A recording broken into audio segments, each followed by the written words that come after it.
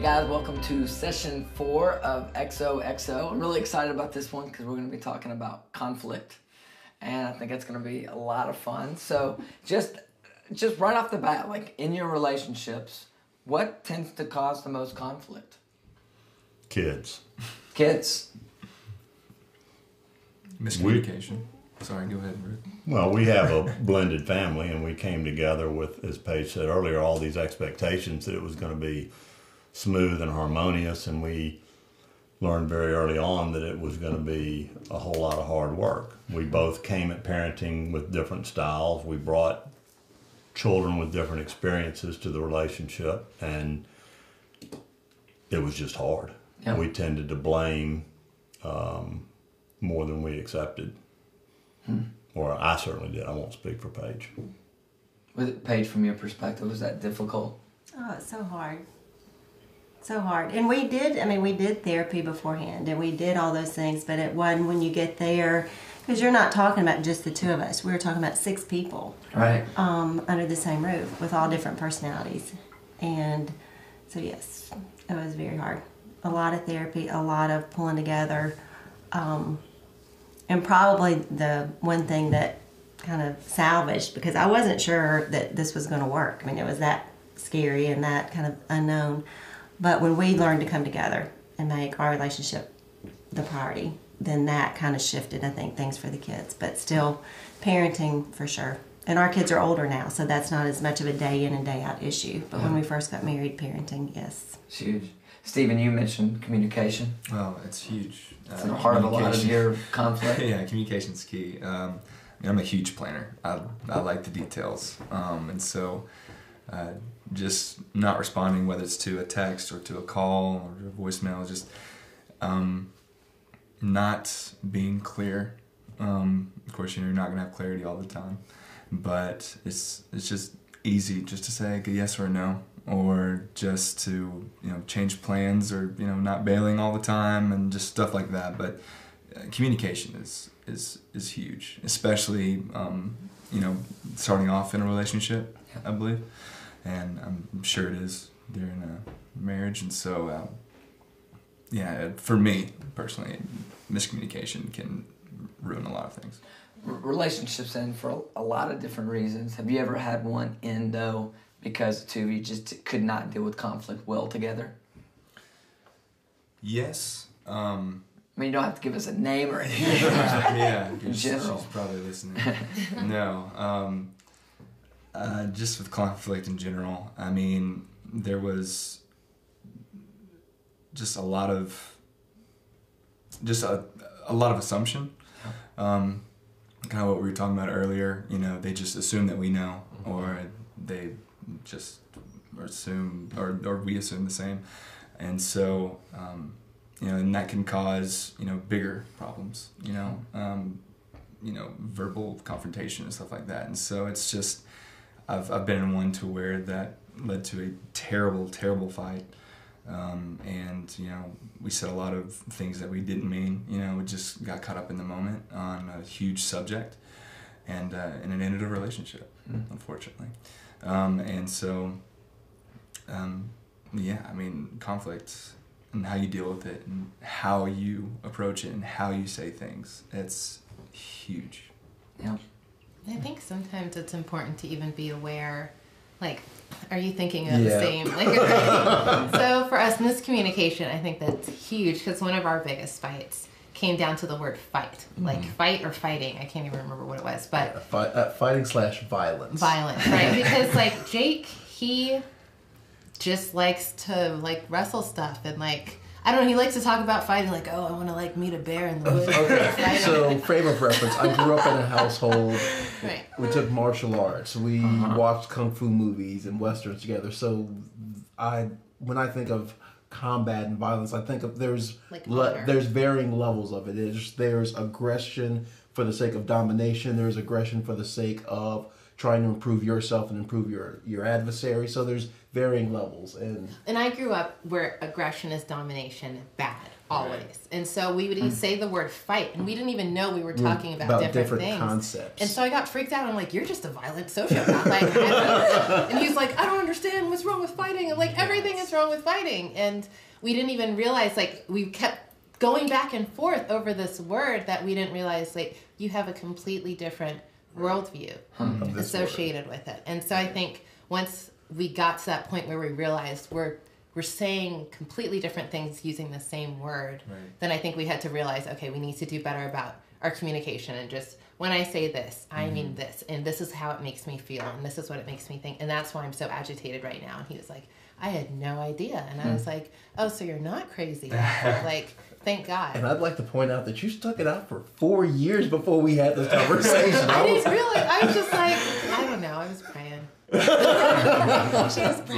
Have you guys ever established, like, for Brandy and I, we have certain rules in our fights. Like, again, I say we don't. You all fight? Well, we don't really fight. We have moments of intense fellowship. And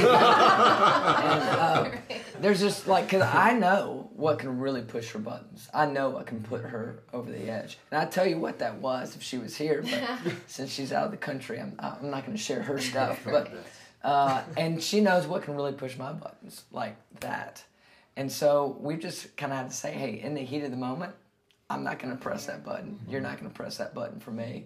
So have you guys ever established kind of any rules on fighting fair? I think I had to learn how to fight, because I didn't learn that growing up. There wasn't a lot of open conflict or conflict resolution or fighting, so I didn't know what to do really. I think Rhodes and I have established I need space. Like, he would just want to go on and on and on and on to make his point. That's not going to work for me. Give me time. Give me some space. Let me go by myself somewhere, whether running or go to another place in the house, and then we can come back together, either at home or sometimes if it's a bad argument, in a neutral territory. Yeah. So let me ask you this, because and we'll go around the room. This will be interesting. They say most people are one of two things: either fight or flight. So fight is people who they love to go into the argument. Flight is, I don't like conflict at all. I'll kind of run away. I'm a flight. You're flight. Rhodes? Fight or flight? I would have to say fight, though I'm a little embarrassed to say that. No, it's all right, Steven. For me, it actually depends on the topic. Because if it's something relational, that's very personal to me, I'll be more reserved, so I'll fight. But if it's something that's very pressing, very, very dear to me, that I'm very passionate about, I'll fight it out. Yeah. So. Danielle? I'm going to say the same thing. I think it kind of depends on the situation. If it's a relationship that I find extremely important and it's worth it to me to get to the bottom of it and sort it out, 100% fight. But if it's one of those situations to where a line has been crossed and there's no going back, I am 100% flight. I won't even waste my breath. I just, peace. Yeah. I'm probably leaning a little bit heavier into the fight side of things. I would think so after what all right, Shay. Dude, if I had arms like yours, I'd be fighting everybody. Well, I have no qualms getting into a confrontation, but I'm of the mentality that if conflict done well makes us grow, conflict done poorly hurts people. Right. Literally, 100%. But so I really think that it's worthwhile, if there's tension there, to go ahead and just dig into it and see what happens. And I appreciate that, I think, but there's also some times where, like you, I need some space. Otherwise, I pass the threshold that I'm pushing all the buttons, like every single, and your mom, and your mom. Like, I am going there. So I try and shut down early, because I'm like, I know that I need some space. Not that I don't want to have this conversation, but I need to get to a place where I'm not feeling hateful, so that we can have a reasonable and productive conversation. So I'm flight, but I can come around. We've both done better, I think, on our much better. That it used to be very exaggerated, and now it's gotten to the point where we don't have really super knockdown dragouts like that. It get to the point where I like, we have to handle this, and she'd try to get away, and then she'd push all the buttons, and then I'd get mad and she's mad, and then I'd have to put down my dukes and sort of take a couple punches to the face before we could actually move forward. And, So So I think this is interesting. That same book I kind of quoted from earlier, these surprising secrets of highly happy marriages. They had this statistic that said 97% of spouses that they interviewed said that they cared about the other person, but only 4 out of 10 said that they believed that their spouse cared about them. And so one of the things they talked about was a very important factor in conflict is believing that you're married to or you're in a relationship with a well-intended person, somebody who is, wants the best for both of you. Has that played out for you guys in dealing with conflict? Like, and you kind of alluded to it earlier, Paige. It's like you guys in dealing with your kids, once you two got to a place where you understood it wasn't you versus Rhodes or Rhodes versus you. You guys were on the same team. Then you could really begin to work through the issues that brought up the conflict in the first place. Yeah, and we make an effort. It's easier for me to speak about Rhodes than for myself, but like Rhodes is so good about taking responsibility for himself. Maybe not at the moment, but even when we were dating, he would always think about it and then come back and be willing to say, I'm sorry. It's because I screw up so much more than you do. I have to. But just to, for both of us to look at our part. And we've had a lot of help. We've done a lot of therapy. We've been telling side. We've worked on it. I wasn't good at conflict. I don't know if there are very many people who are just naturally just good at it. But it's important. And it's important for all of our relationships because at some point you're going to have conflict. You're going to have conflict in dating relationships, in marriage. You're going to have conflict with your kids. You're going to have conflict in the workplace. And so finding a way to deal with that conflict in a healthy way is a key part of having a healthy relationship. So hope you guys have a great conversation during your group as you talk about how to deal in a healthy way with conflict.